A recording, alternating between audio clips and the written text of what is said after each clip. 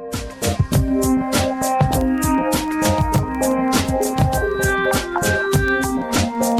now back to Just Energy Radio with Dr. Rita Louise.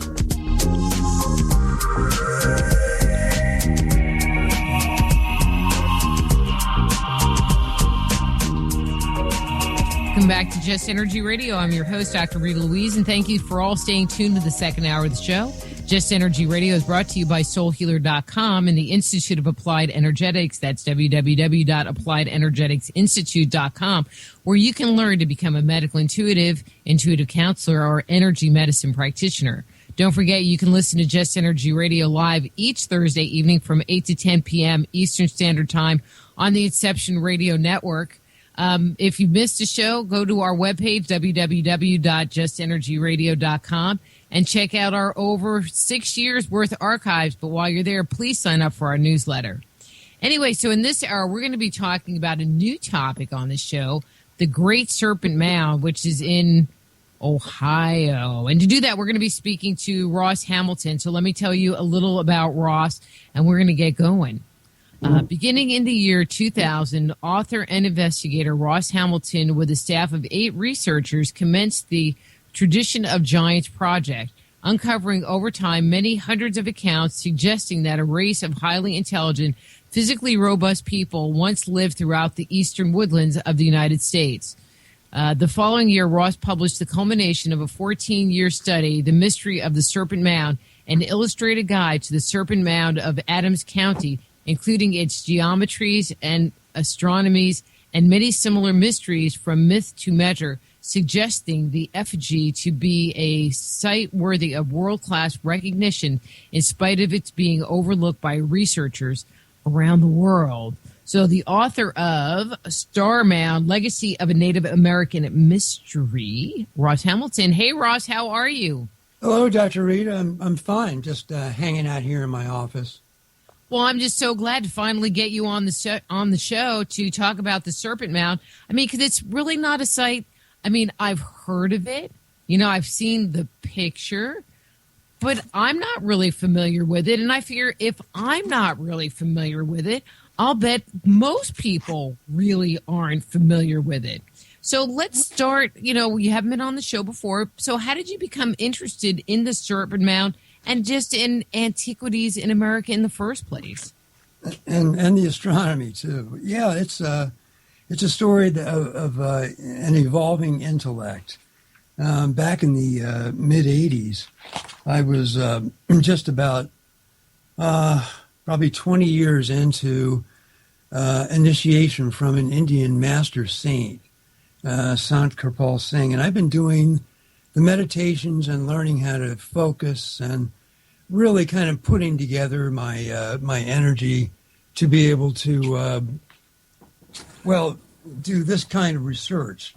Things that never made it to the foreground of archaeological research and anthropological research, and things that I could add a spiritual dimension to legitimately, and therefore kind of move us a little bit out of the material bias and yet keep it academically sound. So that's been my thing. And that's why I like to do shows like this, because we have people out there that are definitely right-brained, and these are the people that I want to appeal to.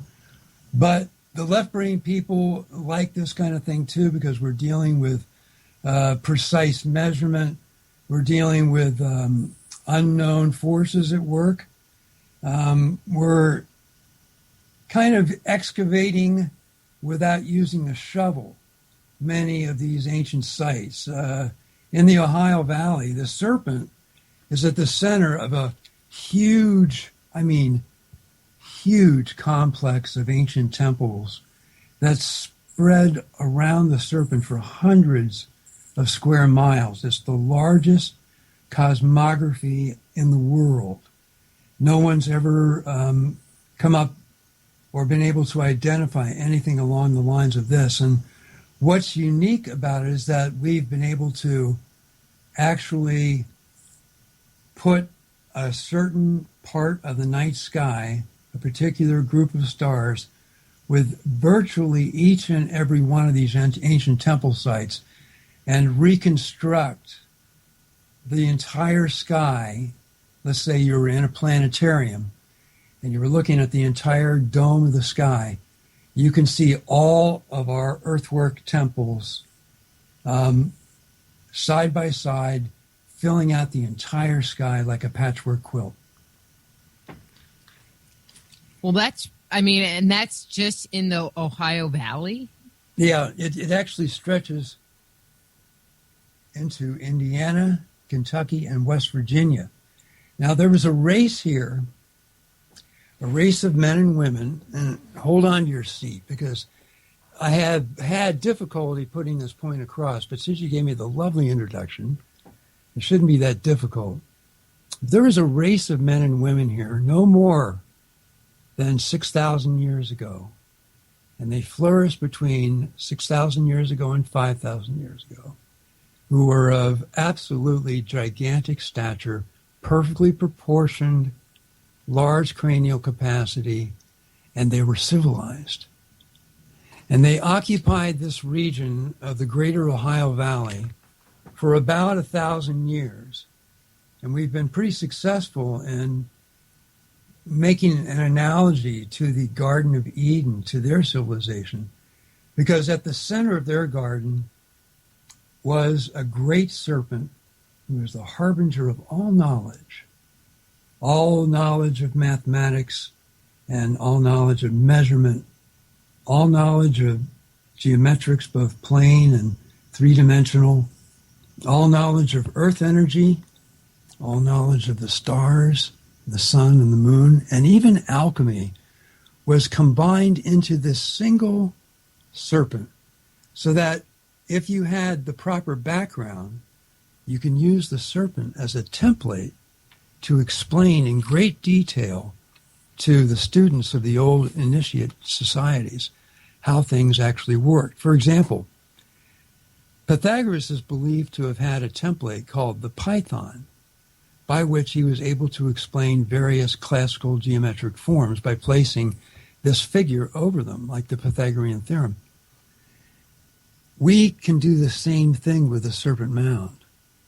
So back in 1987, a buddy of mine, William F. Romaine, who's now Dr. William F. Romaine, created a map of the Serpent Mound, the first one that was ever done accurately, because the serpent is on a very tricky piece of terrestrial whereabouts. It is in the center, not in the center, but it is in the energy-rich body of an ancient meteor crater. It lies on top of a huge outcropping of dolomite, which can hold tremendous amounts of electrical current.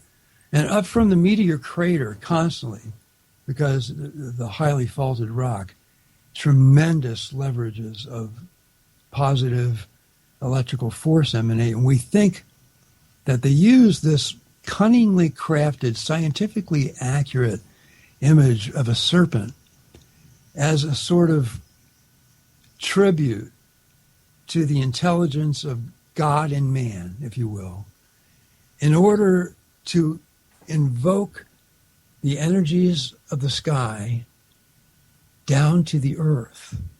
And there you're getting into that as above, so below thing. Well, they really knew how to do it the right way.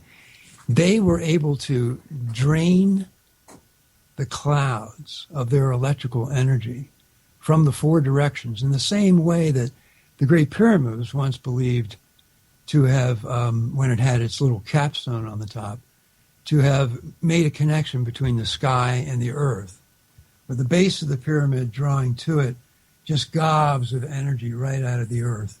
And then that energy being, of course, boosted with the power of the arc in the king's chamber, was able to call the clouds to it from all directions of the planet. And Herodotus said that when he interviewed the people there, they said that the people that built the pyramid had these giant machines that they used to build it. And that when it was operating correctly, it created a fertile corn-producing region all through the desert. This energy that's produced from what I call the conferiation between Father Sky and Mother Earth, Uranus and Gaia, getting back to the Greek myths, we had the same thing, is a sort of universal life force energy. And the best equivalent we have for it is Reich's orgone energy, but it's really more complicated, more enriched than that. It's more like prana, or as we say in the West, vitality. That sort of unable to put into a jar and quantify essential energy that gives us life. It's life force energy, and it comes when you have a complete array of positive electrical force being generated from within the Earth and a complete sky load of negative electrical force. And it's put through capstones, or in the case of Native American legend, these wonderful stones that were called the Ulanya Sut. And I got this from James Mooney, who was doing recording for the Smithsonian back in the latter part of the 19th century. He visited a lot of the tribes, but he especially loved the Cherokee, and they kept a lot of these old stories pertaining to this once wonderful scientific knowledge that was possessed by the people of the North American continent. And this is 500 years before the pyramids were built in Egypt, so actually longer than that. So we're going back a ways. Now, let me draw a picture for you. These people were of gigantic stature. We found skeletal evidence of their children's children who were still maintaining a genetic base of 7 feet in height. And these are the skeletons that were unearthed when the pioneers first came over the Appalachians after the Revolutionary War. And the land was quickly divided up into 600-acre parcels, and the existing native Shawnee and the Iroquois were driven out, and these farmers just started planting, and they noticed that they had all these amazing earthworks, and they didn't have any burials in them, many of them, but of course there was like 95,000 burial mounds too, and they dug into both of them. They were looking for treasure, but as the plow worked, we began to lose these temple designs, and they were made so exquisitely using axioms that weren't developed until later Egypt and the classical period of Greece, from Archimedes, from Euclid, from Pythagoras. All these wonderful axioms are contained in these earthwork foundations. So they sent out some enterprising young men, Squire and Davis and a couple of other important crews, and they began to survey all these sites in the very early 1800s. So we fortunately have them all preserved on maps, and that's how we were able to do the star mounds. Now, it wasn't until we were able to match up the stars with the mounds and notice the mathematics involved.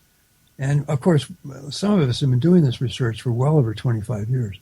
So we've learned a lot about this, that we began to visualize and understand that these people were playing with a full deck. They're not like us today. We today lack the spiritual and intellectual prowess they had. And at the same time, we diminished in height. So we're their descendants. But something happened between the earth and the sky that stopped happening about 5,000 years ago and never happened again. Well, let me interject here real quick. I don't know how much you listened to the interview I did in the last hour with Laird, but this was one of the questions I asked him. And I'm going to ask a similar question of you because it seems like you're going there. But do you think that these individuals that you're talking about use ritual and intention and prayer to manipulate things in the physical world? And when you talk about these earthworks, were they like energy generators that would take and amplify our intention like how we would use a crystal today? Yeah, the Ulanya soot crystals, there was apparently a mother stone, and then there were 70 or 80 Ulanya Suti, which were believed to have been shards from the mother stone. And these were placed in what we term the Manitu system. Each one of these marvelous earthwork temples, and some of them were thousands of feet across, had what's called a Manitu inside of it. Now, Manitus were creatures made from their magic, right? Their ability to concentrate and focus the essential conferiation, the alchemized energies of earth and sky, into a fine concentrated essence, which actually gave these Manitus a sort of artificial life. And when the crystals were placed in the correct places on these altars of the Manitus, they could do the same thing Moses could do with the ark. They could talk to the Great Spirit. And they, by eating the foods prepared in the gardens of these lodges, not only grow to be very tall, but they live to be very old, and they acquired all the supernatural powers, Rita. They were completely well integrated into the 8 majestic austerities, as they mentioned in India, including the ability to levitate themselves or any object, no matter what the weight is, or to make anything, no matter how light it is, as heavy as they wished, to be able to control the weather perfectly, to make the rain come just before dawn and fall in a gentle mist so that there was never flooding but a regular saturation of the ground. They had a protective aura around their community from the installation of their Manitus and from the activation of the mother stone at the head of the serpent that created a dome that literally protected them from the harmful rays of the sun to such an extent that they could look at the sun and it didn't hurt them. And they lived in an environment that could see the stars in the middle of the day, just very much the way J.R.R. Tolkien talks about the elvish tiers of consciousness, the higher worlds. So when they were distilling, is the best word I can think of, this essence and pumping it back into the earth and filling the areas around their lodges with, the earth was appeased, and she likely was having fewer earthquakes. Now, let me just explain what I'm talking about for a second. When we go back to the Greek myths, we read from Hesiod and others that they got their mythographers stories from very ancient sources, perhaps Atlantean, we don't know, they go way back. And that long ago, maybe 50,000 years ago, maybe just 30,000 years ago, there was a system on the earth that created a golden age, and that the earth was lifted up to a higher dimension of life, so that all of the essential conditions of matter, the fiery, the liquid, the gaseous, and the solid, and the etheric were all present. Right now, we've lost the etheric, and that's because Uranus, at the time, in other words, the sky, was unable to send his seed down to impregnate Gaia, his lightning.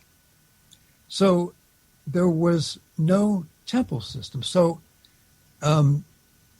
what I'm getting at is that the son of Uranus, whose name was Kronos, great time, and his 11 siblings, the 11 great ages in the processionary cycle, stood up and they ceremonially lopped the genitals off of the Sky Father, and he began to distribute his seed throughout all of these Titan temples. Well, that system worked for thousands of years, but then it fell into corruption, and then Zeus stood up, and he criticized his father, Kronos, and he decided that he was going to start a new system of 12. And so the Olympian system was initiated, and then we experienced the death throes of the Olympian system probably between 6,000 and 5,000 years ago. There was no more earth and sky distillation, and that's when the heat of the magnetic field, with the earth moving through it, the armature that is the earth, instead of releasing the energy directly through the crust and converting it into life force through consummation with the sky energy, it began to accumulate in the crust of the earth, and it turned into heat because it wasn't released quick enough. And as a result of that heat, the plates or the crust expanded, creating the plate system. And then the plates began to rub up against each other, and volcanoes happened. And so for at least 5,000 years, we've been doing nothing but accumulating heat. So it's time for another Kronos or another Zeus to come and stand up and say, look, people, we have to begin to inaugurate or initiate some sort of Earth-sky relationship again. And so that's basically what the message is about the Serpent Mound and the star mounds. What we're trying to do is educate people that there are remnants of the old system all over the Earth. And my friend Hugh Newman investigates them constantly. I think you had Hugh on the show. Yeah, he's been on several times. Yeah.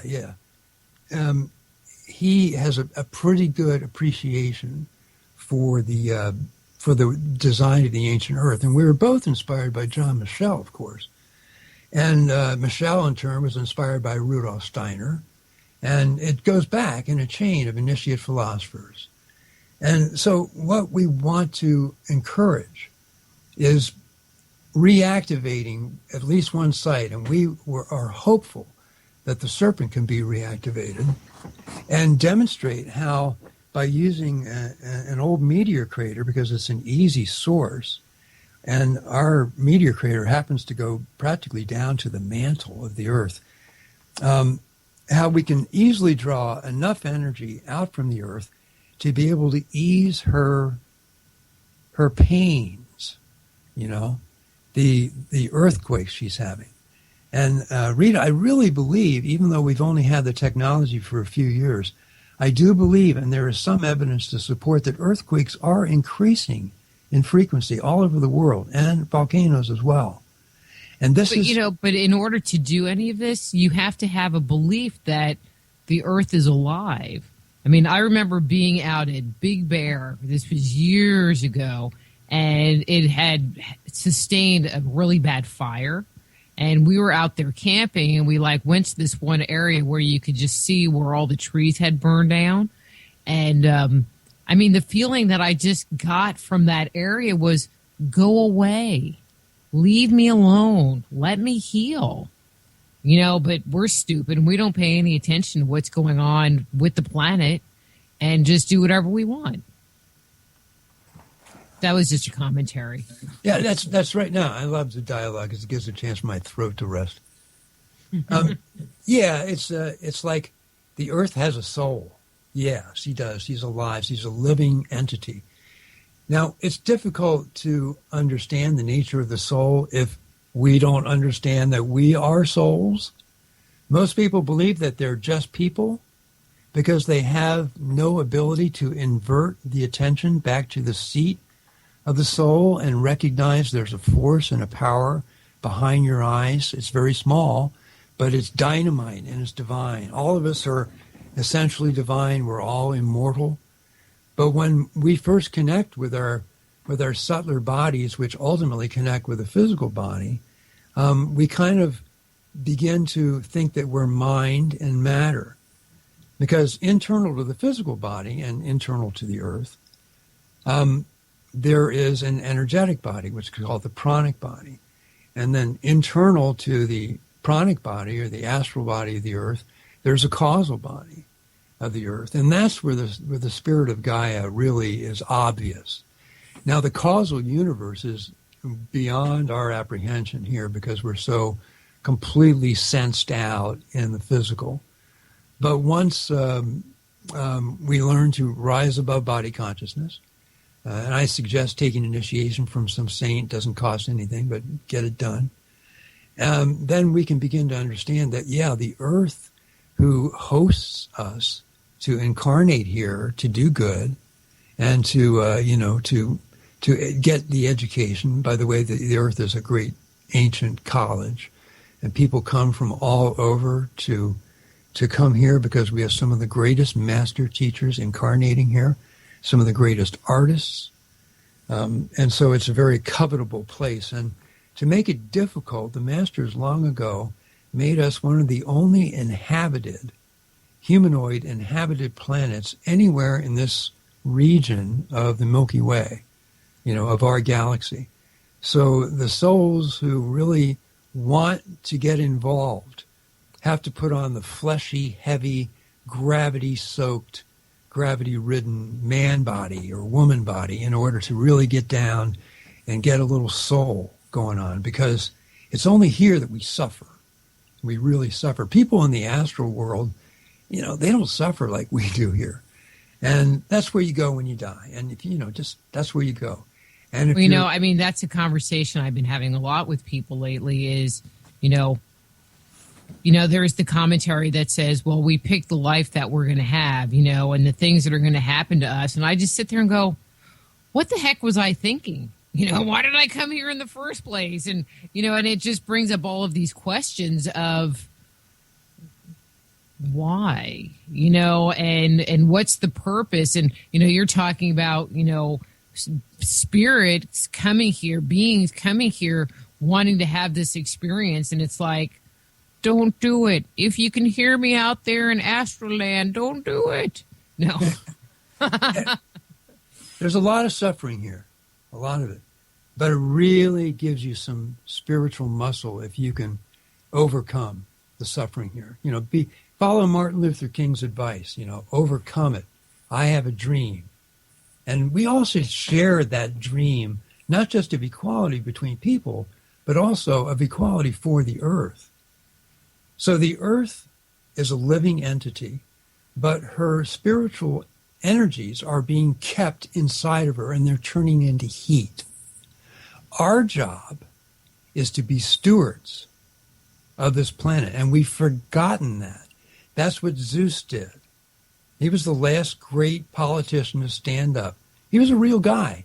We only have him remembered as the astral lightning hurler, but he was a physical guy at one time, and he ascended into a higher body. He became an ascended master, and he became very popular, and he brought the earth into a golden age for a short span of time.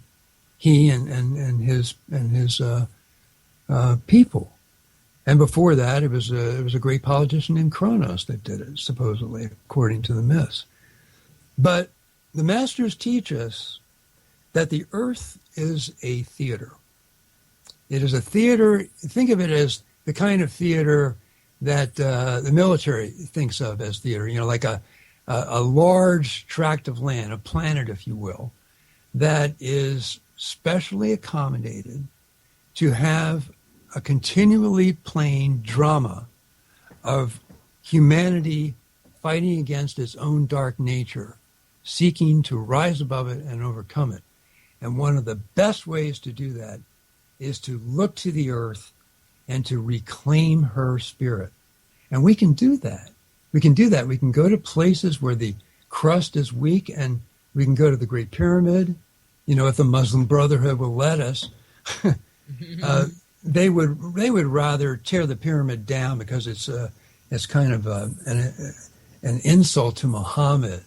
But this is the kind of thinking that we don't have in the West. We're a little more, what's really going on? Like you said, Rita, what the heck is really going on? And that is that the earth can be resuscitated up to an astral level.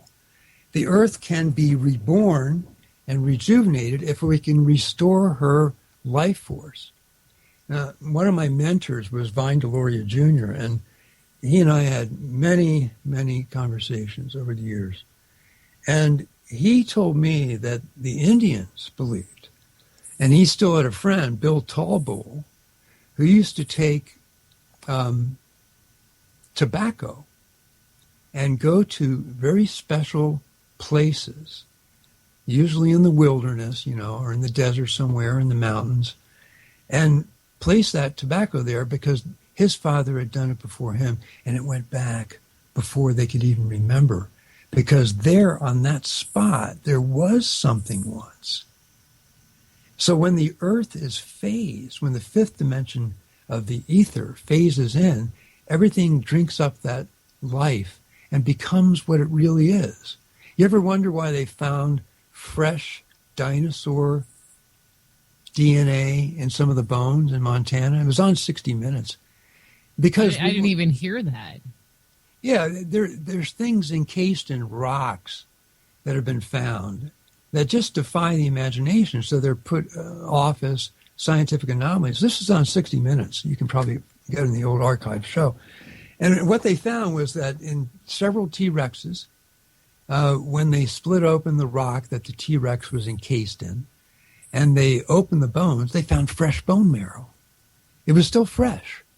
I mean, it was like it was slightly dried out and a little stringy, but it was still. And that doesn't happen with 70 million years. What happened was the Manitu system out in that region, and there was one in the Ohio Valley, there was one out west, probably in the Chaco Canyon region. There was a great community. There was one in Guatemala. There's one in England. There was one in Greece. There was one in Egypt, which is quite famous for its mythology. There was one in China and so forth, Australia, Russia. These places were able to distill out of the atmosphere and bring up from the earth equal and opposite charges, both made by the same magnetic field. Hence, Gaia's first offspring was Uranus, but she later made him her husband, so the two of them could commune sky to earth like husband and wife. Now that sounds perverse if you're a literalist, but it's a beautiful poem if you're reading it from the right perspective. So we have this understanding that if we can recommence this interaction between Mother Earth and Father Sky and begin to access, or what we used to say back in the 60s, to cop this stuff, to get our hands to score this stuff in bundles so that it flows constantly from the capstone or the Manitu or whatever you have set up to do the distillation process, then the earth will drink it up greedily, and the sky will become tamed. Everything will start to work right again. The other dimensions will open to us. It's said that the lamp at the head of the Gitche Manitu, the Octina, put out a light that made the sun sullied, made it dark by comparison, and that the people could see into the land of the ancestors, the happy hunting ground. And they would go there. They just walk there and they'd hunt the big game, and they'd bring that back to their people, or they'd forage for the herbs and the things that don't grow in a dimension that's been deprived of its ether. And that's what our world is. It's deprived of its sweet spiritual love essence, and we need to restore it. But do you think it can be restored functionally? I mean, it seems like there needs to be a certain amount of intentional investment, emotional investment. And then with there being so many people on the planet, I mean, do you think that it's something that could work, should work? My first thought is, well, then the government would be all on top of it, keeping it all. But, that's a totally different show. Yeah, well, if we made this seem commercially appealing, Monsanto would come right in and buy all the seeds. We don't want to do that. What we want to do, well, actually, there's two schools of thought. One says that a lot of people probably wouldn't buy into it. And if it just happened, a lot of people would probably die. And I've heard predictions from Eastern masters that have said that 80% of the population of the world will die before the next 100 years is up, because a great change is coming. It's like Bob Dylan said, a hard rain is going to fall, and we're all going to be affected by it. Now, here's an interesting little tidbit I'd like to pass on to you.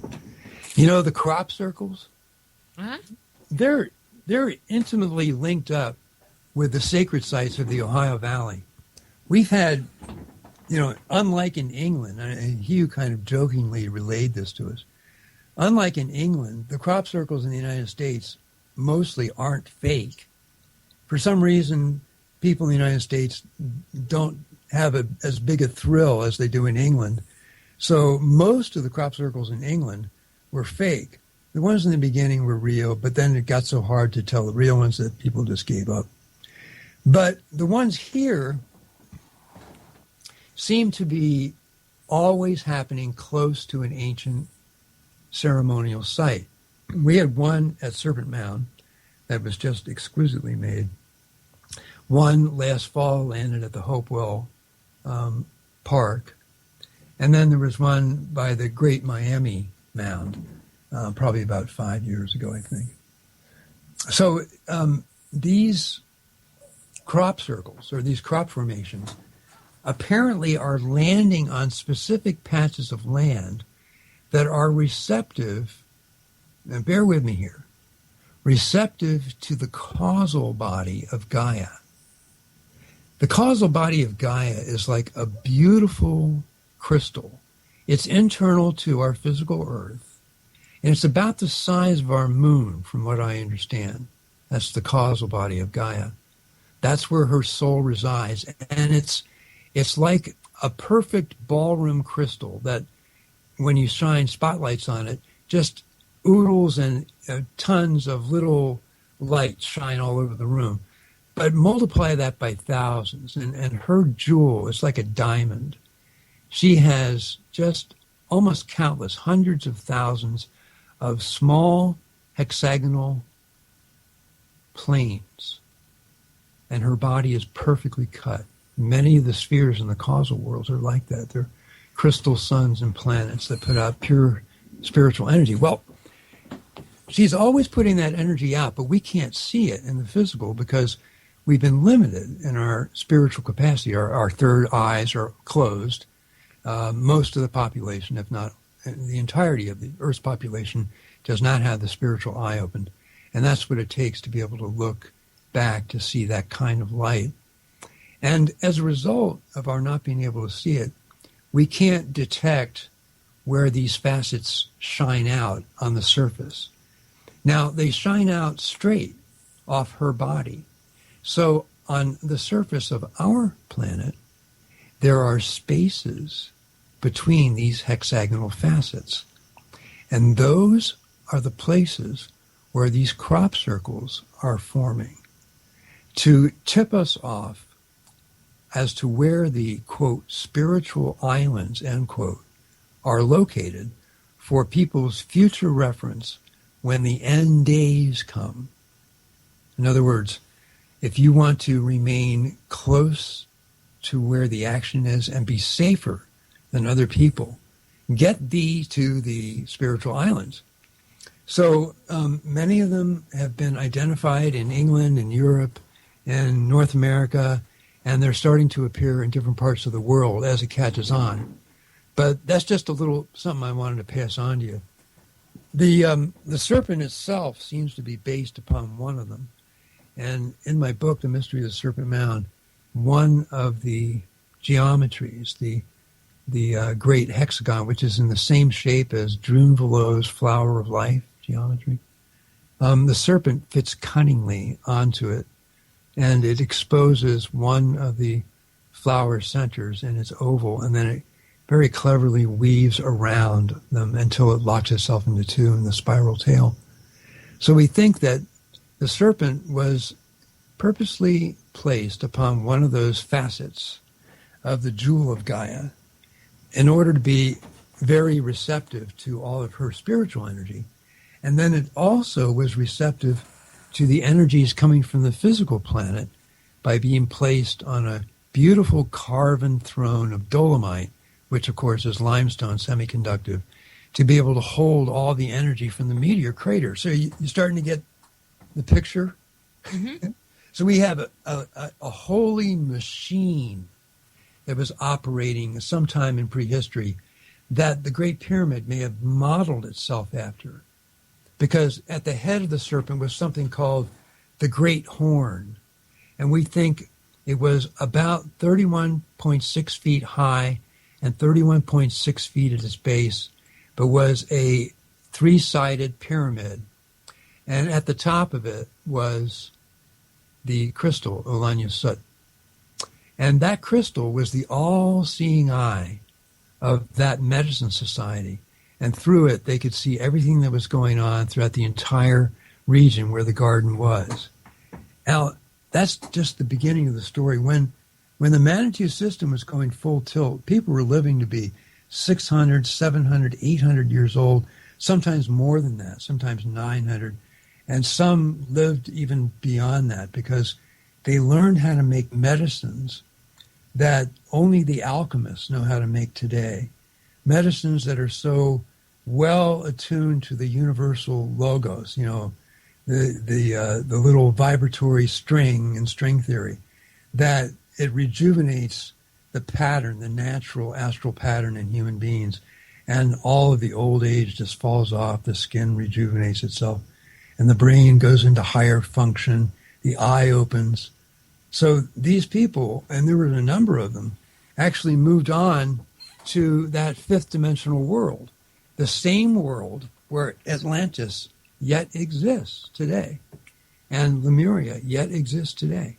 But we here in the etherically depreciated zone fail to be able to see Atlantis and Lemuria, although on occasion we do see one of the vehicles that travel here and about between the continents or between communities.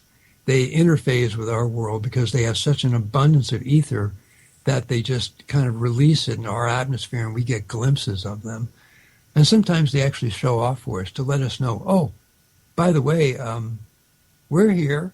We're your friends. You're kind of detached from us, but come back up. Learn how to steward the earth so we can all be one big happy family again, and you can rejoin what I jocularly refer to as the United Federation of Planets, because once you get to the etherically enriched part of the earth, and I hope we can do that with the whole earth again, you have access to just the entire galaxy of planets.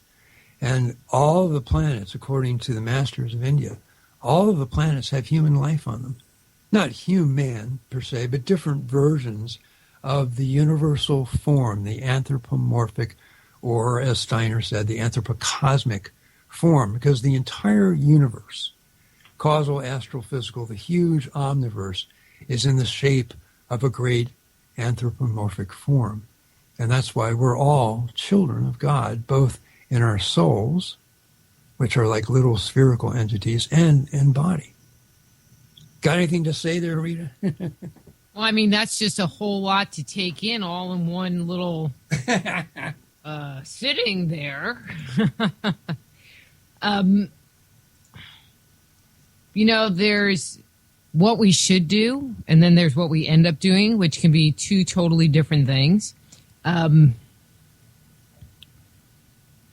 it's, I feel like what you're uncovering and what you're sharing for us, regardless of whether we, get back to that place today or tomorrow, at least shows us that it was done at one point in time, and that, what people are talking about isn't just all our imagination, that these sites are reflective of something, and it wasn't just a bunch of stupid people putting a bunch of rocks together and going, we'll just put this thing together.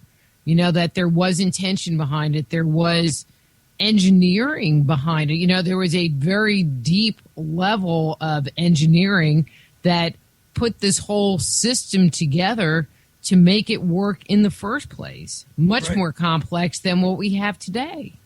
Yeah, we're not up to the level of our great going back fathers and mothers. We are sort of handicapped. Not only have we shrunk in size, we used to be of magnificent stature and intellectual capability. We had interplanetary travel and trade, but we've also lost the ability just to know who we are, or better, what we are. Essentially, we are souls. And until we learn to reverse our attention back into the third eye and reactivate it by placing our attention on it all the time, we won't know what we are, and therefore we won't know who we are and what our destiny is. Or I guess it would be...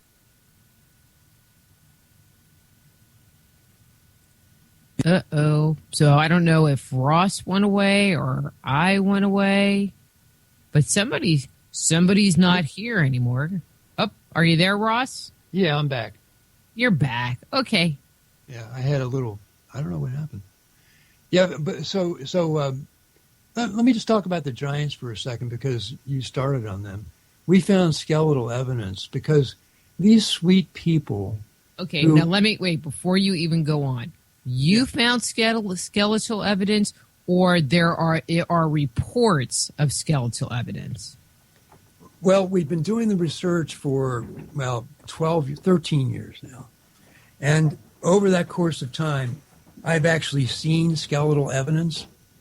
And most of our accounts come from sources that go back to post-Revolutionary War days, through Indian legend, and from some sound archaeologists, including people out of the Carnegie Institute, the Smithsonian, in Boston, Harvard, and especially, I think, the University of Kentucky has some really good scholarship coming out of there. The evidence for giants is all gone now. The reason that we don't have any more of the large skeletons is actually sixfold, which I outline in my book, A Tradition of Giants. But the main thing is that, and bear this in mind, and it's the same reason we don't have any knowledge of the sacred sites. When we lost the ability to convert earth and sky, and we began this downward trend, we began to section ourselves off property-wise, and we began to covet women. The men coveted women, and they began to create armies, and they began to do the unthinkable, burn libraries. So every time an invading force would go into another country, and let's face it, every country in the world has been violated at least once, except for maybe Switzerland. But every time that happens, the first thing is that all of the codices or the books are burned. So when the Jesuits went into Mexico, what did they do? They burned every one of the Mayan books, except for 4. Wow, we have 4 left. And what did Hitler do after he got everybody that was giving him a hard time out of Germany? He burned their books. And what did they do at the Library of Alexandria, or do we even know that it existed? What did the church do to the Egyptian hieroglyphs that took a Rosetta Stone that wasn't found until just a few hundred years ago to be able to tell what the Egyptians were saying? We burn the libraries, and we dig up the graves. And so even back in Roman times, when Apollonius of Tyana, who is believed to have been the real identity of the Christ, by the way, when Apollonius was asked about giants, he said, well, yeah, everybody knows that when the mounds are broken open, we find these gigantic bodies, but they're not the same bodies that fought the gods. So he was referring back to a much earlier period. Those giants were real men. That's why they're called men of renown, in the biblical terminology, and the sons of God, because they were God-tuned. But the children of these sons of God, these children of the men of renown who had divorced themselves from the alchemy of earth and sky, also divorced themselves from the legacy of the gods. And that was to live long and prosper and to, I believe Vulcan exists. It's one of our planets. It's one of the planets that we have friends at. And these things just filter through our media in magical ways. But in a nutshell, Rita, we have to stop killing each other and burning the libraries and digging up the graves. And that's the reason there's no giant skeletons. We shouldn't be skeptical or scoff at hundreds, no, thousands of accounts, and some of them from reliable sources, about the giants in the Ohio Valley. They definitely existed. We can't deny the truth unless we want to be divorced from the truth, which just leads to one catastrophic disease after another. Well, it worries me at this point in time that in the Western world in particular, we have been so brainwashed into one way of thinking and have brainwashed all kinds of other cultures. Can we ever really get back to that truth? Or is it just lost? Is that whole concept of amnesia our reality? Graham Hancock has been putting this out at least as long as I have, and he's got a much better pulpit than I do. So he calls it amnesia, and I tend to agree with him because it's from the Greek root, which means forgetfulness, drinking the lethe drink, forgetting who we are and what we're doing, what we're supposed to be doing. I think one of the reasons that we fall into these states is because being so far advanced spiritually and having communion with God and during the golden ages, and we do have a natural cycle that goes with precession, but these artificial golden ages are created once every 5,000 years or so too. But we have this amnesia, and the reason we have it is because we get so intoxicated that we forget God. And so the Masters instituted a sort of program where the crystals and the capstones are intentionally removed by using subtle karmas, working through groups of people, so that we can miss being loved. And we can miss that intoxication until it dawns on our souls that we're really suffering here. There's something really wrong. And there really is. And when that happens, then the Master said, yeah, you forgot to steward the earth, and you forgot to love one another. And so we're coming into a period now where we're going to start stewarding the earth again, because we've reached ground zero with the way we treat each other. I mean, I mentioned Monsanto. It's not the only incredibly corrupt corporation in the world. There are others. In fact, most of them have some degree of corruption. It goes into all of our systems. And we see people doing good things like saving seeds and creating seed banks and creating communities where people don't have to rely on corrupt politicians in order to earn a living. But unless we can band together against a common enemy, then a lot of people are probably going to end up perishing. And that common enemy is our own ignorance, and we have to give it a face and a name. And it can't be the Russians. It can't be some aliens from outer space on planet X. It has to be the fact that we haven't stewarded the earth, and that the enemy is our own ignorance. And if we can just band together and begin to figure out ways of getting under the crust and pulling the energy directly out of the mantle, and the best way to do it is from mountaintops or from severely compromised, weakened areas of the Earth crust, like meteor craters. Until we start doing that, we're not going to see how we can begin to diminish the earthquakes and the volcanoes. Simple as that. Well, and with that said, Ross, the music's going to come up in about 1 minute. So if people want to get copies of your books, where's the best place to send them? You can go right to my publisher's website, northatlanticbooks.com, or you can go right to Amazon or Barnes & Noble, and you can pick up The Mystery of the Serpent Mound and Star Mounds. And hopefully I'll have A Tradition of Giants coming out within a year. Yay. Any speaking things coming up in the near future? No, I've pretty much wiped the slate clean for hopefully the rest of the year, so I can take a little a little rest. I'll be doing radio interviews, and I only have like one scheduled right now, and it's a private one with a group of Mennonites. These people are so sweet.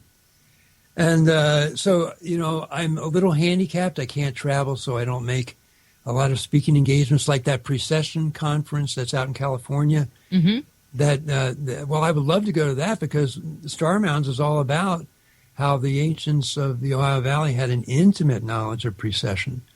But, I can't get out there, and I haven't talked to them about doing a Skype. So, you have to be patient about these things. So yeah, I hear that. Well, I know the music is going to come up here in 1 second. So thank you so much for coming on and talking to us about that site. I'm just going to have to go there and check it out for myself and scope out the energy and just feel into it and see what it feels like, because it sounds like that's the key to the whole thing anyway. Yeah, get in touch when you come into town. I'll give you the tour.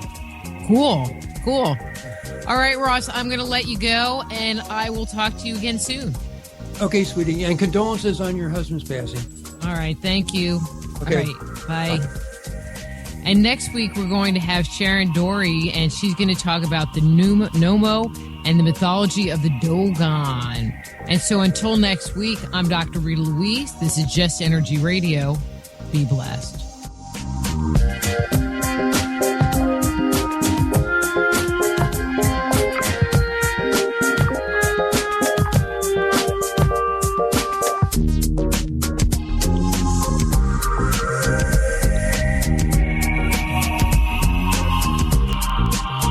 Join host Dr. Rita Louise each week at this time for Just Energy Radio.